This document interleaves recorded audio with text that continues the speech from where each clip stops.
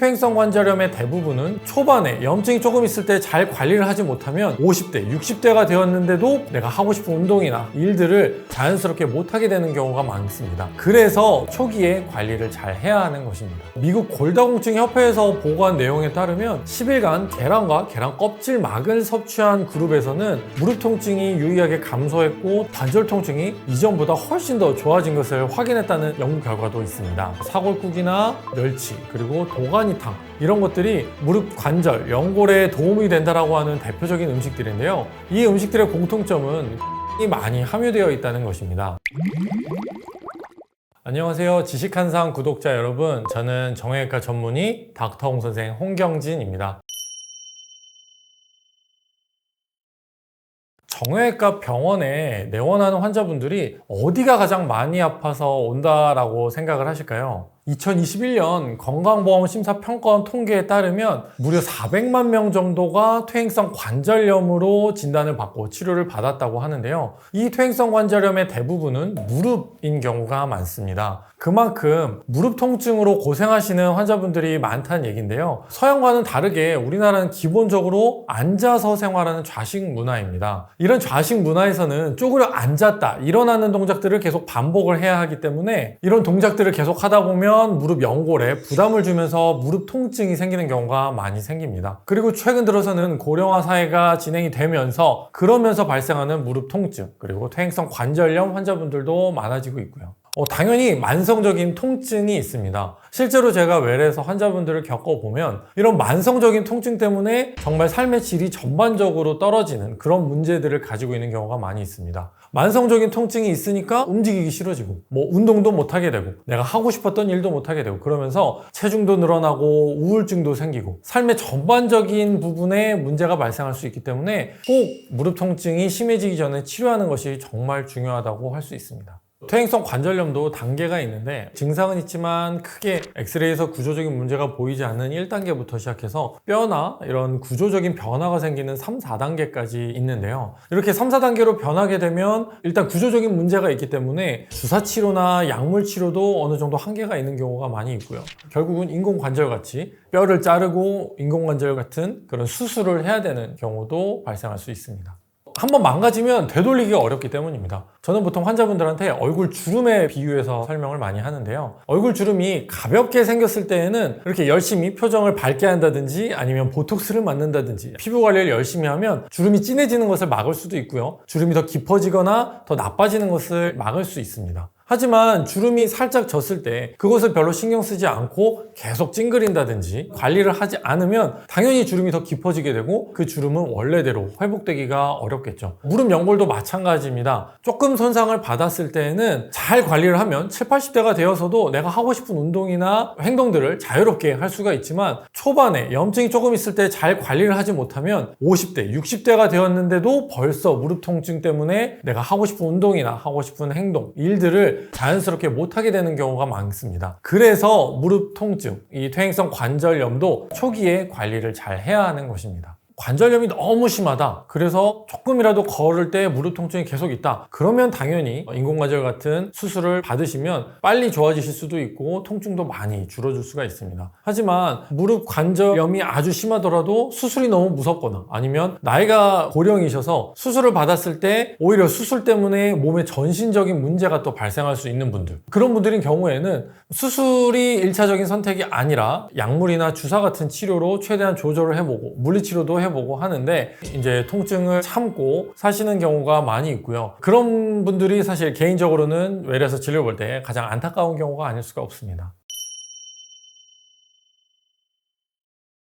계란은 정말 좋은 음식이죠. 안에 단백질도 많이 있고 미네랄이나 아미노산 같은 관절에 도움이 되는 영양성분도 많기 때문인데요. 미국 골다공증 협회에서 보고한 내용에 따르면 10일간 계란과 계란 껍질막을 섭취한 그룹에서는 무릎 통증이 유의하게 감소했고 또 무릎이 굳어있는 경직성도 회복이 된 경우가 있었고요. 30일간 꾸준히 계란을 섭취한 그룹에서는 관절 통증이 이전보다 훨씬 더 좋아진 것을 확인했다는 연구 결과도 있습니다. 계란에는 흰자와 노른자가 있죠. 그 중에서도 계란 흰자가 정말로 무릎 관절에 도움이 될 수 있습니다. 계란 흰자에는 단백질과 아미노산이 많이 포함되어 있는데요. 다른 음식으로 섭취했을 때보다 단백질과 아미노산이 우리 몸에 흡수되는 그 비율이 굉장히 높기 때문에 이런 단백질과 아미노산은 우리 몸에 흡수돼서 근육을 만드는 데 굉장히 중요한 역할을 하는데요. 실제로 50세 이상의 여성에서 계란 흰자를 8주 동안 먹고 무릎 주변의 근육 정도를 확인을 했더니 확연히 차이가 났다라는 연구 결과도 있습니다. 하지만 이렇게 계란 흰자만 먹어서는 당연히 도움이 안 되고요. 이렇게 운동도 꾸준히 하셔야 합니다. 우리가 걷거나 움직일 때 무릎을 지지하는 근육이 약하다면 관절이 불안정해지고 무릎 관절 주변에 통증이 발생할 수 있습니다. 이럴 때 계란 흰자도 먹고 운동도 꾸준히 해서 무릎 관절 주변의 근육을 튼튼하게 만들어주면 관절의 불안정도 줄여주고 연골로 가는 부담을 줄여줘서 무릎 통증을 줄일 수가 있습니다.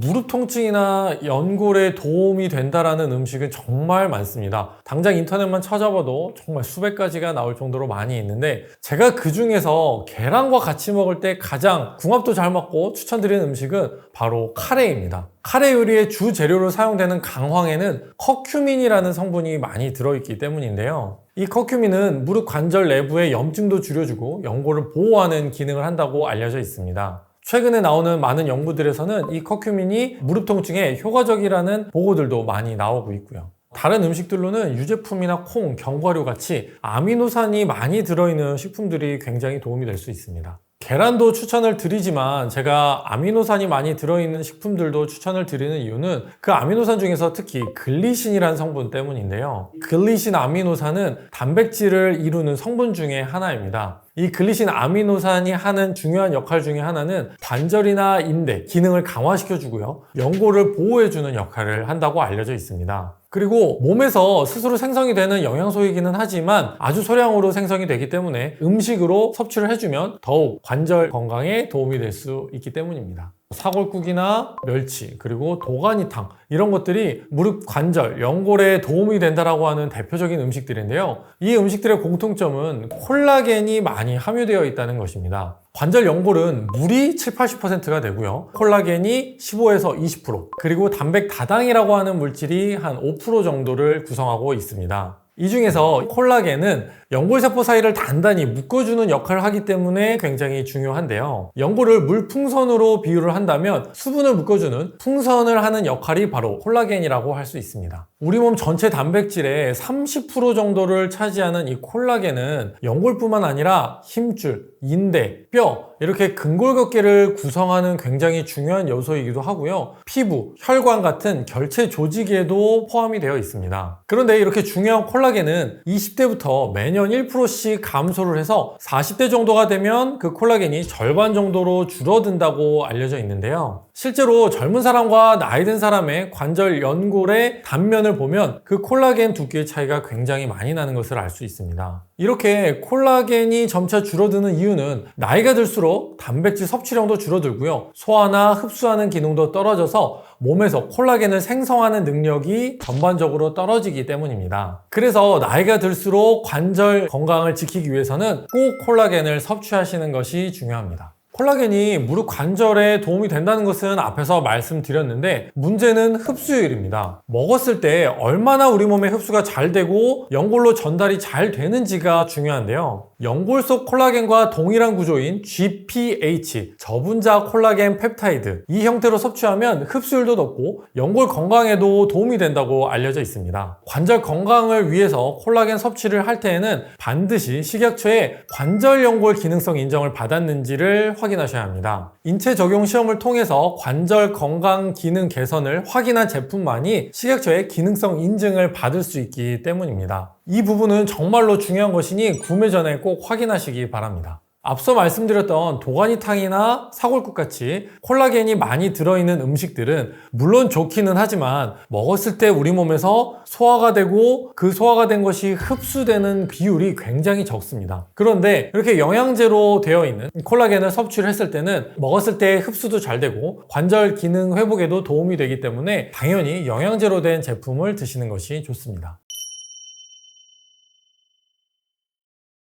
이 질문도 외래에서 굉장히 많은 분들이 물어보시는데요. 딱 두 가지만 생각을 하시면 됩니다. 염증을 일으키는 음식, 그리고 칼로리가 높은 음식, 이 두 가지를 피하시면 됩니다. 염증을 일으키는 음식의 대표적인 것은 어떤 게 있을까요? 바로 술입니다. 안 그래도 관절 주변에 염증이 있어서 우리 몸에서 스스로 다 없애지 못하고 있는 상황인데 술을 마셔서 몸에서 염증이 더 생기면 그 새로 생긴 염증을 없애느라 무릎 관절 주변에 있는 염증을 다 없애지 못하기 때문에 무릎 통증이 오랫동안 남아있을 수밖에 없습니다. 그리고 칼로리가 높은 음식, 바로 기름진 음식이 정말 안 좋습니다. 기름진 음식은 칼로리도 높지만 앞에서 말씀드린 대로 염증을 일으키기도 하기 때문에 이렇게 체중이 늘거나 염증을 일으킬 수 있는 기름진 음식도 피하시는 것이 좋습니다. 우리 몸은 체중에 의해 무릎에 가해지는 압력과 발을 딛고 다니면서 지면에서 올라오는 그 지면 반발력을 흡수하고 분산시키는 기능을 하는데요. 이때 가장 중요한 근육이 바로 허벅지에 있는 대퇴사두근입니다. 50대에서 60대 사이에 퇴행성 관절염이 심한 환자분들과 정상인 사람들 사이에 대퇴사두근 근력 정도를 비교한 연구 결과가 있는데요. 실제로 이렇게 비교를 해봤더니 골관절염이 50, 60대에 상대적으로 빨리 온 사람들에게서는 대퇴사두근의 근력이 20-30%나 감소되었다는 연구 결과가 있습니다. 즉 대퇴사두근이 약하면 무릎 관절에 지속적인 부담을 주게 되고요. 이런 부담이 쌓이면 퇴행성 관절염이 발생하게 되는 것입니다. 지금 유튜브를 보고 계시는 여러분들께서도 앉은 상태에서 아주 쉽게 따라 하실 수 있는 방법인데요. 앉은 상태에서 무릎을 앞으로 쭉 펴줍니다. 이때 발목은 쭉 올린 상태에서 몸쪽으로 젖혀준 상태에서 무릎을 쭉 펴줍니다. 그 상태에서 허벅지를 만져보면 단단해지는 근육을 확인하실 수가 있는데 그것이 바로 대퇴사두근입니다. 이렇게 단단해져 있는 상태에서 5초에서 10초 정도 유지를 하고 천천히 내려주면 됩니다. 양쪽을 같이 하는 거는 허리에 부담이 갈 수 있기 때문에 한쪽씩 번갈아 가면서 해주시면 효과적인데요. 이렇게 한쪽당 20번 정도씩 아침 저녁으로 해주시면 대퇴사두근을 쉽게 강화시킬 수 있고 이렇게 강해지면 여러분들의 무릎 통증에도 도움이 될 수 있습니다. 무릎 관절은 무릎을 많이 구부리면 구부릴수록 연골판에 가해지는 압력이 올라가게 됩니다. 결국 무릎을 많이 구부리는 운동을 할수록 무릎 관절에 도움이 되지 않는데요. 가파른 산을 올라가는 등산 아니면 계단을 올라가는 계단 오르는 운동 이런 것들은 무릎 통증이 있는 환자분들께는 절대로 피해야 될 대표적인 운동들 중에 하나입니다. 물론 이런 등산이나 계단 오르기를 무작정 평생 하지 말라는 것은 아니고 무릎 통증이 먹는 약이나 주사 아니면 가벼운 운동들로 어느 정도 회복이 되고 대퇴사두근이 충분히 강해지면 그때부터는 가벼운 강도의 등산이나 계단 오르기 정도는 해주셔도 괜찮습니다. 관절은 골절이나 인대의 심각한 파열 같은 큰 손상을 제외하고는 하루아침에 망가지지는 않습니다. 사실 우리 관절 손상의 대부분은 일상생활에서 나도 잘 모르게 관절에 조금씩 손상을 주고 있다가 어느 순간 그 임계점을 넘어가게 되면서 통증이 발생하고 그러면서 고생을 하는 경우가 대부분인데요. 그렇기 때문에 일상생활에서의 습관이 관절 건강에는 굉장히 중요합니다. 앞에서도 말씀을 드렸지만 첫 번째로는 허벅지 근육을 강화시키기 위해서 오늘 말씀드린 대퇴사두근 운동을 열심히 하시고요. 두 번째로는 무릎을 구부리는 동작 그리고 술이나 기름진 음식같이 염증을 일으킬 수 있는 식품은 피하셔야 합니다. 마지막 세 번째로는 좋은 음식과 콜라겐 영양제를 통해 관절 회복에 도움을 주는 것이 여러분들의 무릎 관절을 지키는 데 도움이 되는 세 가지 팁이라고 할 수 있겠습니다.